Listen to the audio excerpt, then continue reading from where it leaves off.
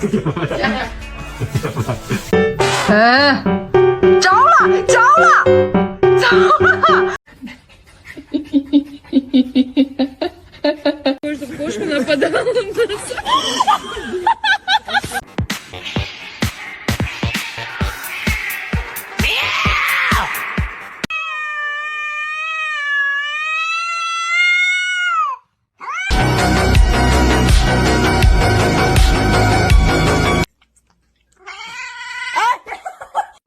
You're gonna fall. Knock it off. Hey.